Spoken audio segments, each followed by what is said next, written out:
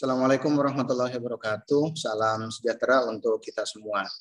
Kembali di channel YouTube saya. Hari ini saya akan membahas materi tentang administrasi server atau yang kadang-kadang disebut dengan administrasi sistem jaringan.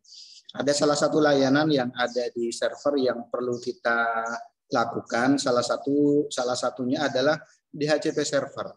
Sebelum masuk ke konfigurasi, saya akan bahas dulu tentang konsep dari DHCP server itu apa. Ini yang nantinya akan saya bahas. Tentang konsep dari DHCP atau gampangnya disebut dengan Dynamic Host Configuration Protocol. DHCP itu apa? DHCP di sini merupakan salah satu protokol klien atau server yang memiliki fungsi untuk menentukan, selanjutnya membuat dan menyewakan IP address secara otomatis kepada komputer klien atau yang biasa disebut dengan host, baik secara massal ataupun per unit. Oke, ini konsep dari DHCP server itu sendiri. Nanti dengan adanya DHCP server, si klien nanti akan mendapatkan IP secara otomatis dari si server itu sendiri. Selain itu, DHCP juga digunakan untuk memberikan default gateway, host name, DNS, dan domain name secara otomatis. Jadi tidak hanya memberikan IP address ke klien, yang diberikan ke klien juga salah satunya adalah gateway, selanjutnya host name, nama dari komputernya, selanjutnya DNS juga, dan domain name secara otomatis. DHCP adalah sebuah aplikasi yang diinstal di komputer, server maupun klien, yang digunakan oleh seorang administrator jaringan untuk memudahkan dalam pekerjaannya.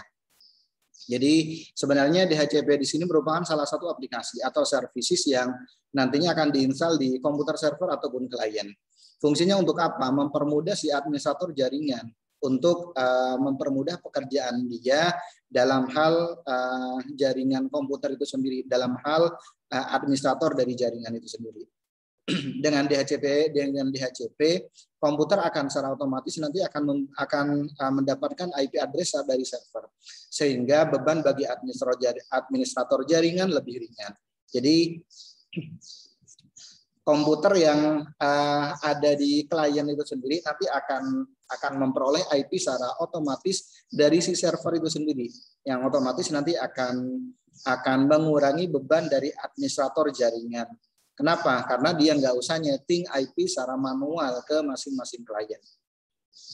Ada beberapa jenis DHCP, ada dua jenis dari DHCP. Yang pertama ada DHCP server dan yang kedua ada yang namanya DHCP klien. Perbedaannya di mana? Untuk DHCP server, sebuah mesin atau perangkat engine yang menyewakan alamat IP address. Selanjutnya hostname, DNS, selanjutnya gateway, domain untuk komputer klien yang melakukan permintaan atau request ke server itu sendiri. Ini yang disebut dengan DHCP server. Beberapa sistem operasi yang menyediakan atau support layanan DHCP antara lain, contohnya kalau berbicara tentang sistem operasi, ya mulai dari sistem operasi Windows atau sistem operasi Linux, atau contohnya sistem operasi seperti Mac pun ada servernya. Contoh kalau yang Windows, contohnya Windows NT Server, Windows 2003, 2012, 2016. Selanjutnya sistem operasi Linux, contohnya Debian, Red Hat, Ubuntu, CentOS, atau contohnya seperti Mandriva, atau contohnya seperti FreeBSD dan yang lainnya. DHCP klien itu apa? Sebuah aplikasi pada perangkat klien yang dipasang atau diinstal, perangkat lunak atau software DHCP klien, sehingga dapat terhubung atau sinkron dengan DHCP server sebagai penyedia alamat IP address, hostname, DNS, gateway, dan domain secara otomatis. Jadi dengan adanya DHCP klien yang ada di komputer klien atau di device, contohnya seperti PC atau laptop, atau contohnya seperti notebook, atau contohnya seperti smartphone yang kita miliki, otomatis nanti perangkat tersebut akan memperoleh IP address secara otomatis, hostname, DNS, gateway, ataupun domain.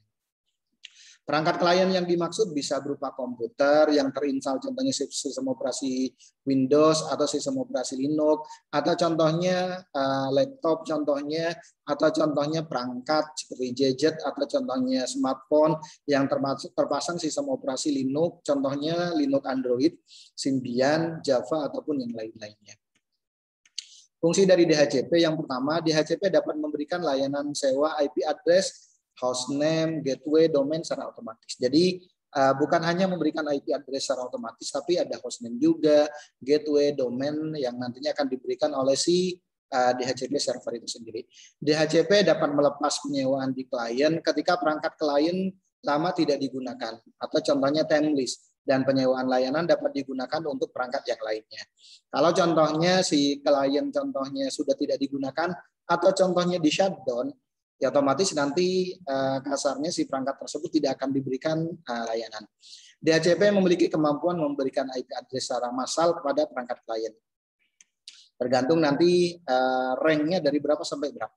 DHCP digunakan oleh administrator jaringan untuk mengelola jaringan komputer secara otomatis, sehingga nanti dapat menghemat waktu. DHCP dapat mempercepat kinerja perangkat klien untuk melakukan pengiriman dan penerimaan atau transfer data. Ini fungsi dari DHCP. Ada kelebihan dan kelemahan dari DHCP. DHCP di sini punya kelebihan yang pertama, seperti yang tertulis bahwa fungsi DHCP secara umum bahwa perangkat server yang dikonfigurasi oleh administrator dapat secara otomatis memberikan IP dan yang lain-lainnya, seperti domain, gateway, ataupun contohnya seperti DNS dan yang lain-lainnya kepada perangkat klien dengan pengaturan lain yang diatur di perangkat server, sehingga hanya memerlukan waktu yang tidak lama. Cuman kelemahannya terjadi apabila jumlah IP atau IP rank yang diberikan dari perangkat server tidak seimbang. Juga bila terdapat lebih dari satu DHCP server dalam kondisi jaringan yang sama, perangkat klien menjadi bingung untuk melakukan permintaan. Makanya yang perlu dilihat adalah DHCP rank-nya atau jumlah dari kliennya berapa. Sehingga nanti si administrator bisa menentukan rank dari IP address yang nantinya akan diberikan ke klien itu sendiri.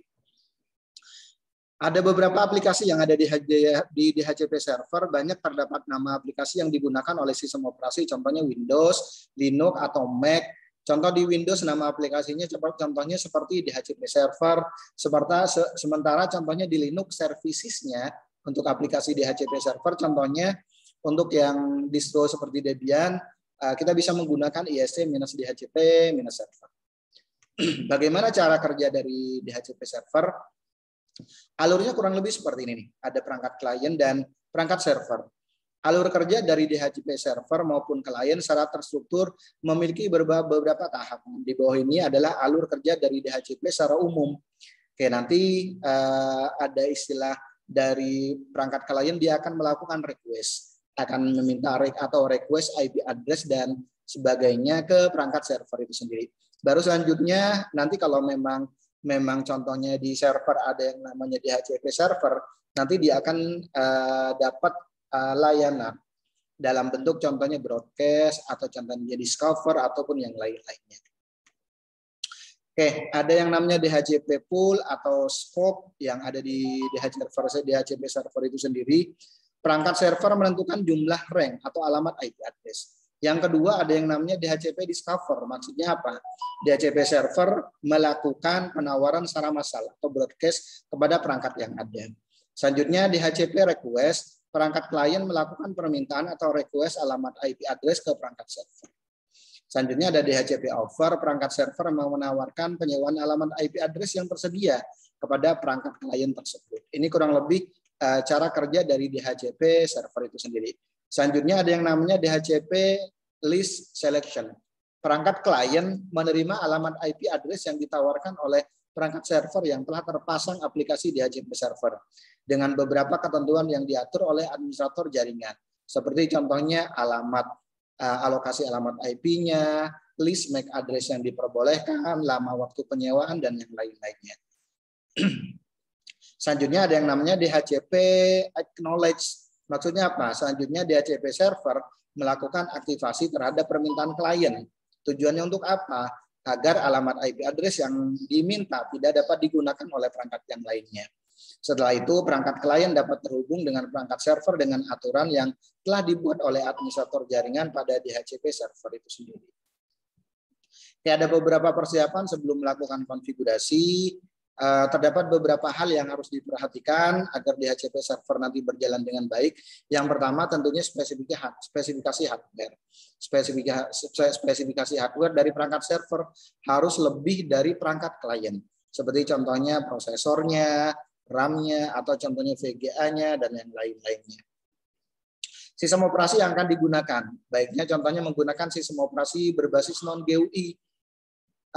Kenapa? Karena DHCP server akan memiliki tingkat kecepatan lebih baik.